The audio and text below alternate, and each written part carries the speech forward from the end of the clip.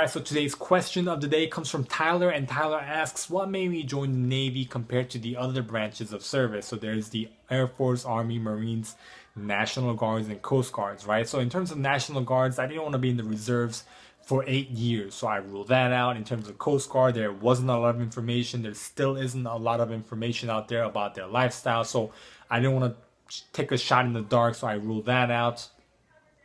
And my brother's in the Army, my cousin's in the Air Force, so I wanted to do something different and be in the Navy. And initially, when I thought about joining the military, I loved the idea of being out at sea on a ship, being a sailor, traveling around the world, right? So I leaned more towards that from the beginning. Now, what made that into an educated decision was when I started to do some research. One of the first things I did was I started to ask people who have been in the military for 20 years, right? Army for 20 years, Air Force for 20 years, Navy for 20 years, Marines for 20 years. Hey, what branch should I join? Right? And this is kind of the summary of what they said to me based on their experience, okay? They said, hey, if you're going to join the military, Air Force number 1, Navy number 2, and if you have to, Army number 3, and Marines number 4. And this is coming from people who have been in the Army for 20 years and the Marines for 20 years, okay? Remind you. And their reasoning was, and it made sense to me, was Navy and Air Force are more technical or more what you know based compared to Army and Marines, which is, more, gung-ho.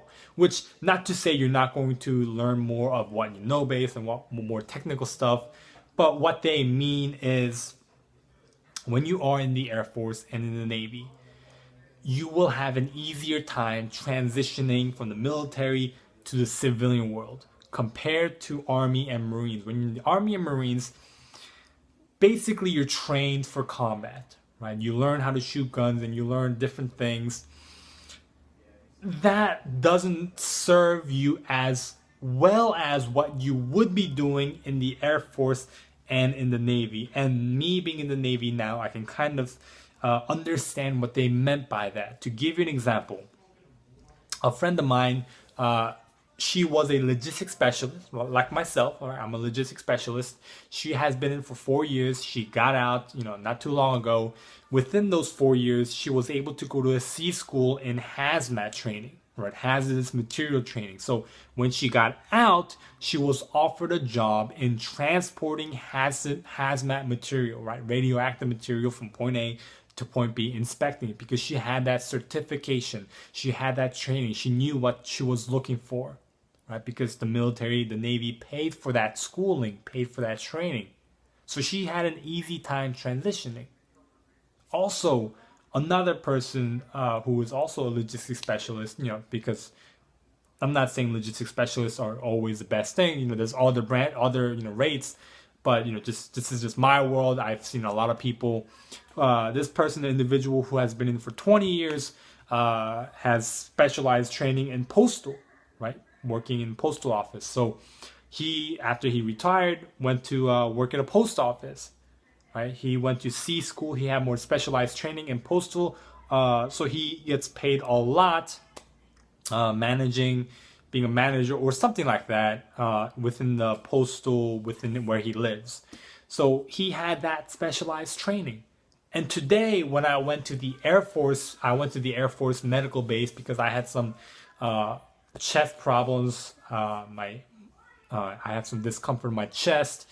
And people who hooked up 10 wires to monitor my heartbeat, and also who took x-rays of my chest to see if there was anything wrong. Guess what? There were E3, right? E3 people who understood how to work the x-ray machines, who understood how to work and read the heart rating, heart monitor, whatever machine it was, and they printed out a bunch of papers.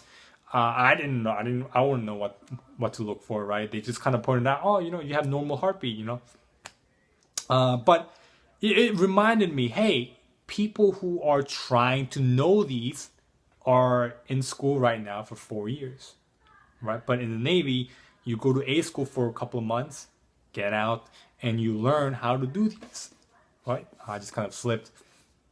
So if they get out, right, the E3 airmen that kind of helped me today with X-ray machines and monitoring my heart, I believe if they got out, they would have a easy transition into working at a hospital because they have that background, because they work in a military hospital, because they chose that rate, right? They chose that position. I don't know exactly what they call it in the Air Force. In the Navy, we call it a corpsman.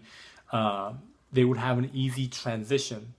Right? Not to say the Army wouldn't have one, the Marines wouldn't have one. I believe the Marines would use a Navy facility because the Marines are within the Navy system, Navy branch. But anyway, this is kind of what they explained to me, and me being in the military now, I kind of understand what they were talking about and what they meant. And not to say you won't have the same opportunity in the Army and Marines, but I personally don't like the idea of bullets flying at me, right? Call me weak, call me, a sissy, all you want. I know some people do. I get that comment almost every single day. But even if there's that 1% chance of bullets flying at me, no thank you. Right? For me, no thank you. I'm not a very gung-ho guy. I'm not a hoorah, hoo-yah guy. I just want to do my time and get out. Right? And for me, when I saw the military, I saw Air Force and Navy as the safest route. Just being honest. Air Force and Navy, to me, in my opinion, are safer than being in the Army and in the Marines. So I hope that answered your question, Tyler. And if anyone else has any question, let me know in the comment section down below. All right. Thanks for watching, and I hope you have a great Navy day.